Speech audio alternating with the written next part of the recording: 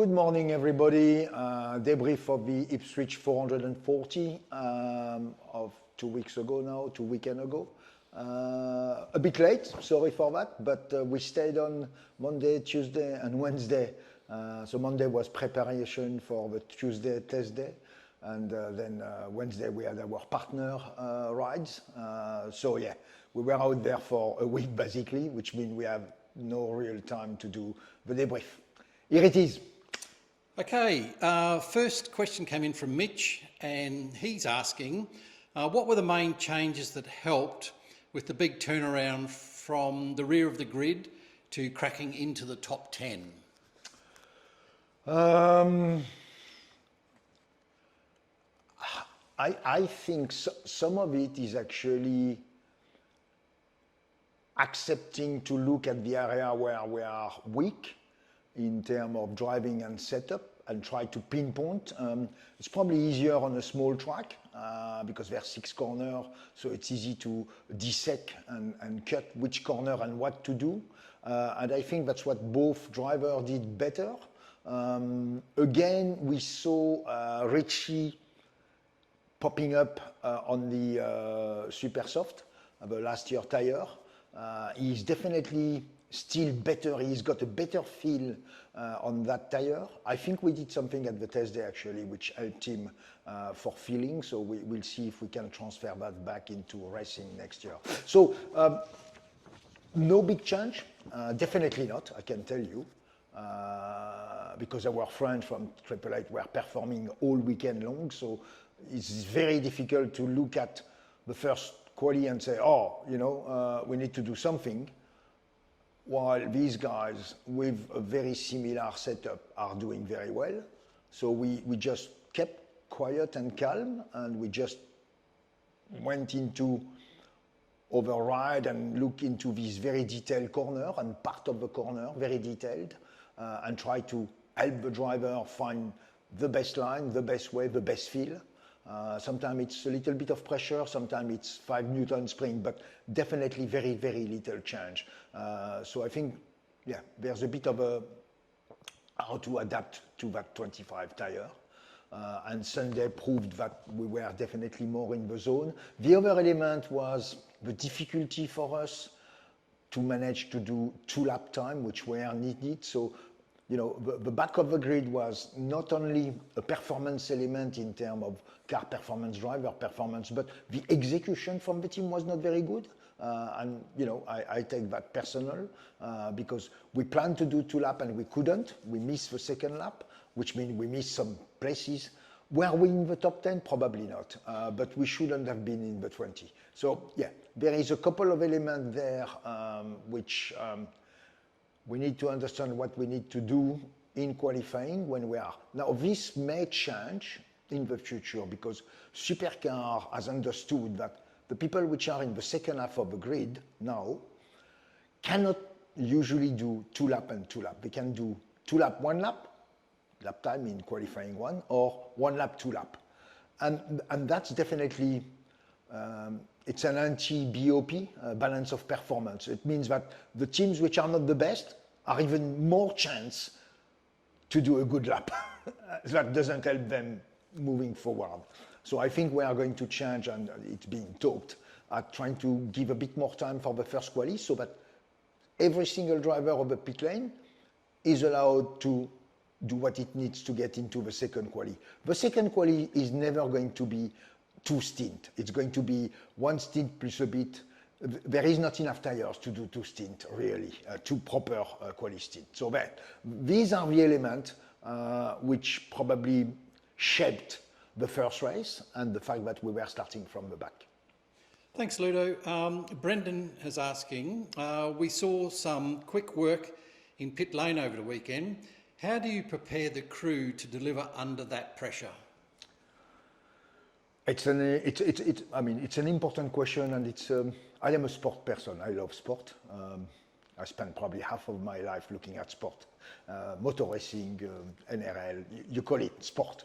And even a pit stop, you know, in NASCAR is beautiful to look at. What do? It's a called muscle memory. The same as driving. The more you train, the more you slow down your training and you precise in your movement, the quicker you get. So there is two elements in it. One is how technical you get into pit stop. Secondly, how often you practice. Trying to remember, I think a golfer would hit 500 balls a day minimum. What does it mean? It means that his swing is excessively precise.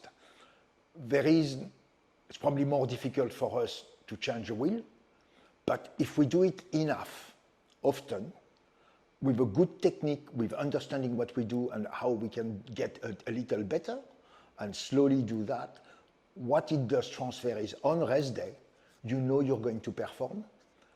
And if you know you're going to perform, there is no pressure. The pressure comes from the fact that you're not too sure if you're going to do it. If you've done it at training so often, so well, Cleary, Nathan Cleary, would hit probably a week, 100 balls to try to do a transformation from the sideline, and that's probably where the hamstring sometimes comes, the injury. But there is nothing about, you can only be good if you train. And that's what we do. So I think we've restructured nicely this year, and the pit crew is doing a fantastic job. We've got a pit car. Mitch, one of our mechanics, number 2 on car 31 now, has actually taken on board a $1 car and he's made it into a pit stop car, and these are the little improvements that we are doing. You don't see them on the spot, but that's the work. Nobody not work in that team. Everybody is trying to get the best within a time, within a family, life. But that's why the performance comes from. Thanks, Ludo. Phil has sent in a question saying, "Hi, Ludo. What is the biggest challenge of racing at Queensland Raceway compared to other circuits on the calendar?" It's actually, the answer is the opposite. There is no challenge really there in terms of Premiair. When I say no challenge, there is always challenge, but it's a track we know quite well. We've done, a certain number of laps here. So there is 6 corners, 2 fast corners, 4 slow corners, you'd say, 2 which are left-hand, but not a lot of lap time there, and 2 which are right-hand with a lot of lap time, turn 3 and turn 6, there is a lot of time. So it's quite easy to cut the track in specific element, and that's why it's not excessively challenging. Now, there's one challenge, because the first 2 corners are aero, and the 3rd and 6th corner are really drive. You want to get on braking late and drive from. You could design 2 cars, but one bad in one bad in the other. And the key point there is to try to balance out 1, 2 well. And if you're strong out of 2, very difficult to be overtaken at 3, which is one of the best passing spots, you would say, of the track. So I don't think it's a difficult track to learn. Now, because it's a small track and we're going pretty fast, a 10 make a difference. You go 1/10 quicker, you 5 spots ahead of somebody. So that's probably, you need to nail the lap to be a good lap time and in the top 10. Okay, Ludo. Daniel is asking, in the rain-affected qualifying for race 24, how did you decide the right moment to send the cars out, and what role did tyre pressures and temperatures play in getting the lap time? Well, if I remember well, and tell me if I am wrong, Richard, we went out on slick and we had 1 lap, basically. So we were a bit unlucky in that respect, because being at the back of a lane, of a pit lane, as we join under green, the people in front of us are already gone. And if one in between us and the guys gone, which are the 2 888 cars, put like 20 or 30 seconds, we come 30 seconds later on a track which is not wet. on a track which is getting wet. What does that mean? That means that the first lap is the fastest. As you come off pit lane with your tires and you go around and hit, you're basically as quick as you can be. And then there's nothing you can do.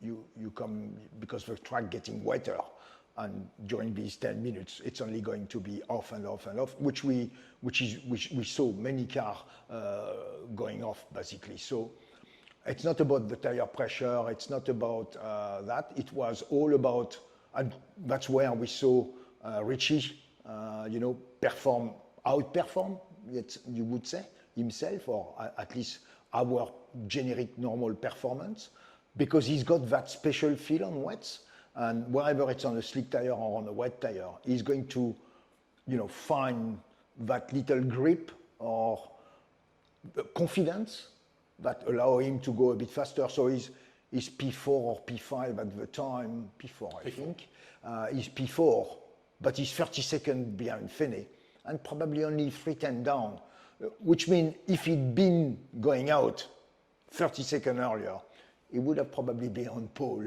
on that day. And that's what Richie has got in him. He's a fantastic driver, and we all know that. And if we can transfer that feel that he's got on the wet into a feel that he's got on the dry, we'll have a fantastic driver. We haven't got yet that total connection to the tire when it's a slick tire and with the car.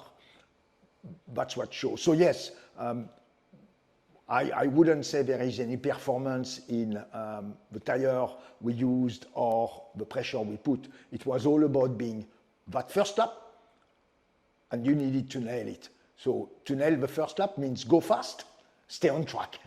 If you do that, the first 4 or 5 cars did, they were top 5. The others just stepped out, basically, of the track a little bit here, a little bit there, because it was easy to aquaplane. There was too much water and not enough temperature in the tire at the time. And when the temperature came in the tire on the second and third lap, it was way too wet. So I think we did a 19 or a 20.5 on the first lap, and after it's 26 and then 32 at the end of qualifying. We even pulled the car in and said, that's it. There's no point in going around and trying to, get into the grass and bogged. So yeah, that's how that one was played.